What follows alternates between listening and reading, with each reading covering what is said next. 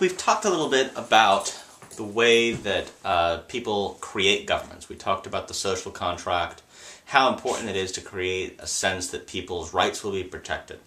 There are different types of government, though, and much of human history has been a struggle between people who have different visions of what type of government we should have.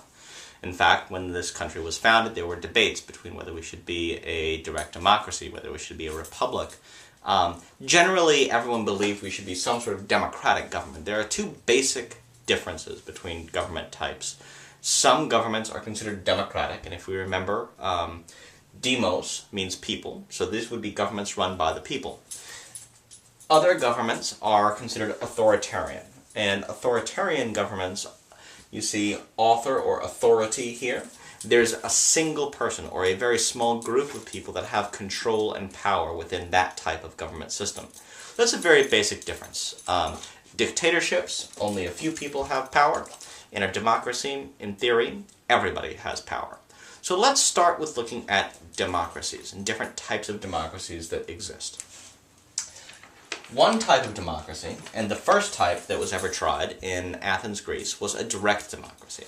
In a direct democracy, every citizen participates in making the law. So if there's a decision made whether we're going to go to war or not, everybody shows up, debates it, talks about it. They go through that discussion process and they take a vote. Everybody's vote counts. Doesn't matter who you are or where you're from. If you're a citizen, you can participate. That would be difficult here. The reason that we don't have a direct democracy in the United States, just imagine everybody from the West Coast and Hawaii and Alaska having to come to Washington, D.C. to have a big, huge debate. There's no way it would work. People don't have time. People don't have the energy for that. Most people don't want to get that involved. Some people do. But for the most part, especially when you have a large area, it makes it very difficult. When you have a lot of people, it makes it very difficult to put everybody in the room to try to come to a decision. So, instead of having a direct democracy, what the Founding Fathers here decided to do was to say, we're going to select certain people who are going to represent us. But the people, the individuals, the citizens, are still going to be the ones who make the choice of who those elected officials are going to be. So we end up having several positions that are elected in state and local and federal government. At the national level, we have the president, we have members of Congress, the House and Senate. At the state level, again, we have the state House and the state Senate and the legislature. We have the governor's office and other cabinet members that are elected here in North Carolina. And then we have county and city officials that are elected as well, the mayor, the county commission, the school board. So the way it works is through voting. Citizens go ahead and they choose candidates. They vote for individuals who are then going to represent them. So another word that we use for this type of democracy, of a representative government where we elect people, is we call it a republic. Notice rep here. It is a republic because people represent other people. So I don't get to vote on whether we're going to approve of a universal health care law myself. But the people I vote for in Congress and in the Senate and in the Oval Office and the White House, they receive my trust and my authority as a person, as a citizen, to go and make that decision for me. The idea is if I don't like what they're doing, then in a couple of years, I can work to get them replaced with somebody else. And that's how elected government works in a republic. In an authoritarian system, people don't have that kind of freedom to choose their own leaders. Leaders are chosen for you.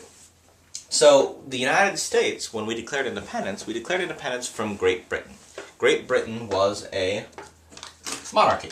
So you have my terrible picture of a little king with a big, huge crown to indicate the amount of power that kings would have. Kings, in the traditional sense, before the 1600s and 1700s, before the Enlightenment, kings were viewed generally as all-powerful. They got their power from God, and they were called monarchs, which is why that type of government is called a monarchy. Some monarchs were absolute. They had total power to decide everything that would happen inside their kingdom. Changes, slowly, over time, forced kings to give up some of their power to other people, usually to wealthy landowners and elites in their country. But eventually, you had constitutions that developed, and so in Great Britain, we've talked about Parliament being the decision-making and law-making body there. That's because Great Britain, at the time that we declared independence, had already become a constitutional monarchy. There was a constitution in place, Parliament had certain powers, the king had certain powers. Today, Britain still has a king, actually it's a queen, Queen Elizabeth, but she has very limited actual power. She's mostly a symbol, a figurehead of the country, whereas most of the decisions are actually made by the legislature, or in that case, by Parliament. So, and that's because they have a constitution, much like we do, that lays out the structure of government and how government is going to work. Another type of authoritarian government is a dictatorship. And I've drawn here the picture of a gun because dictatorships often come about through the use of military force. Someone takes power away from either an elected leader or takes power away from a monarch. Oftentimes, dictatorships are controlled by the military.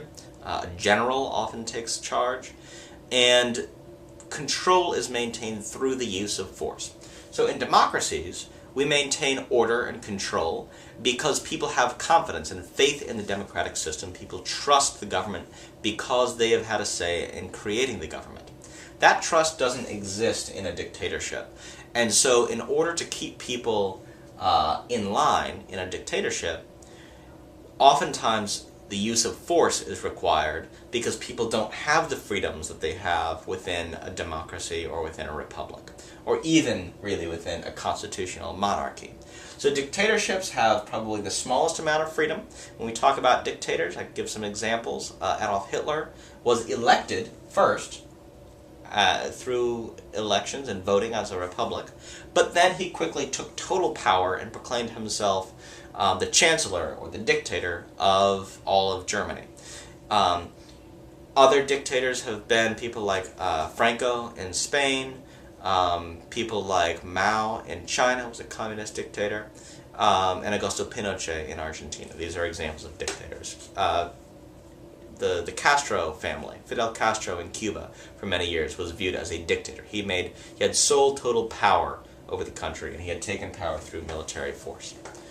All right, that's it right now for types of government. We'll move on to another topic tomorrow. Have a great day.